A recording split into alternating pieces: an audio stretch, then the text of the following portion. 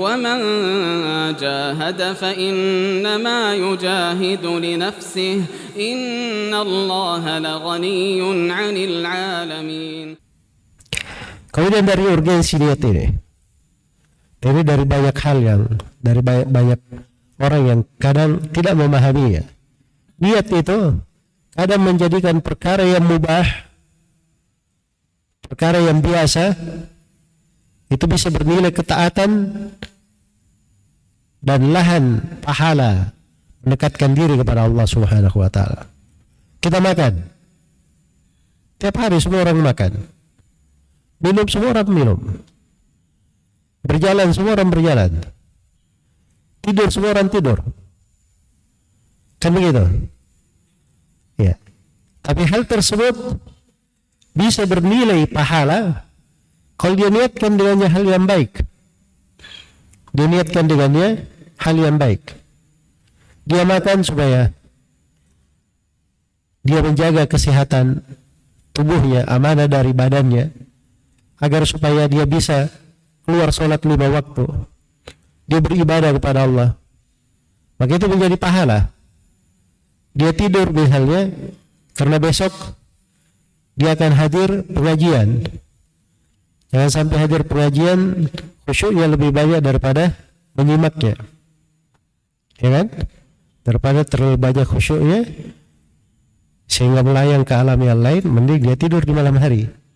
Ya, bagus. Dia niat tidurnya supaya untuk pengajian besok, atau dia tidur dari malam hari supaya bisa bangun sholat malam di awal malam. Dia tidur di awal malam supaya bisa bangun di akhir malam untuk sholat malam.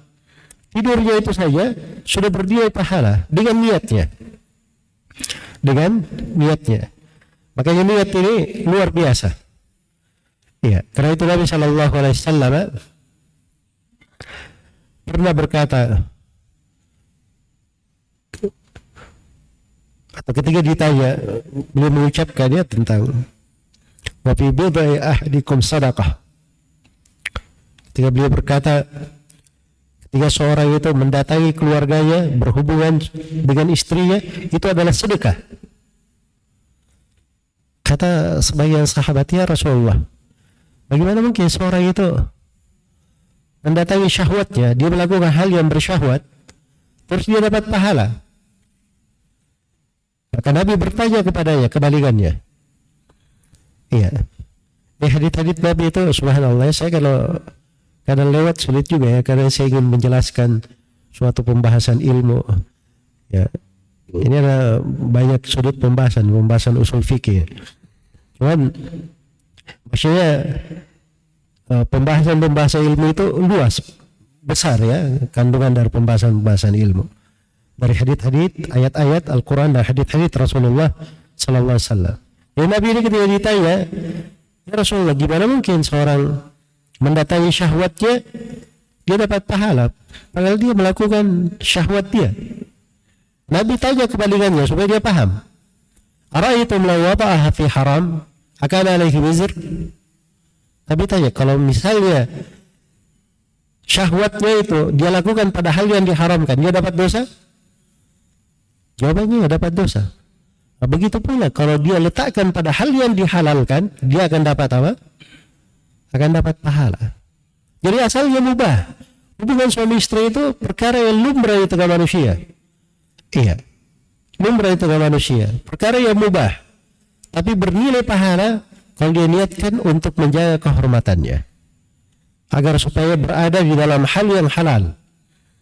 Iya. Memberi makan kepada anak dan istri itu biasa. Semua orang melakukannya.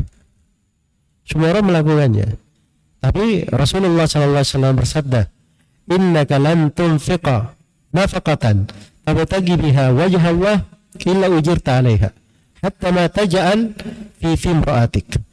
Kata Nabi SAW, tidaklah engkau berinfak dengan sebuah infak yang kamu harapkan dengannya wajah Allah. Ini ikhlas ya, ini amalan hatinya, kecuali kamu dapat pahala sampai apa yang kamu berikan untuk istrimu. Iya, kalau dia jaga ikhlasnya bagus. Tapi kalau suami memberi kepada anak dan istrinya, ya bagus dia berikan, dia dapat pahala dari sudut dia tunaikan kewajibannya, tapi mulutnya ngomel terus. Ya kamu nggak tahu bagaimana deritanya orang bekerja yang memeras keringat, banting tulang, kamu enak-enak saja, tapi dia beri juga. Itu beda dengan orang yang menganggap pada hal tersebut ada pahala, ada ketaatan. Ya, itu nilai dari pahala itu. Kadang hal yang mubah, perkara yang biasa bisa menjadi berpahala disebabkan karena sesuatu yang bercokol di dalam hati ini.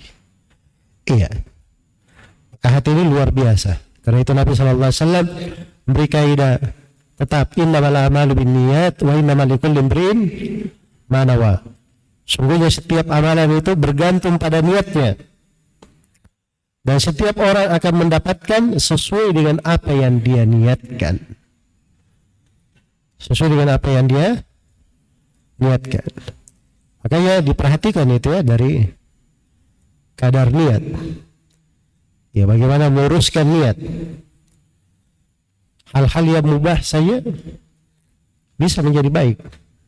Ya. Pagi-pagi dia pergi mandi kantor. Semua orang kan mandi kantor kan. Tapi niat dia selain daripada supaya segar, wah ini saya kalau kantor tidak mandi bau mengganggu orang. Saya mandi supaya tidak mengganggu orang. Tidak mengganggu orang itu bahasa ibadah namanya. Sebab dari pokok di dalam syariat yang dianjurkan, al-muslimu man salim al-muslimuna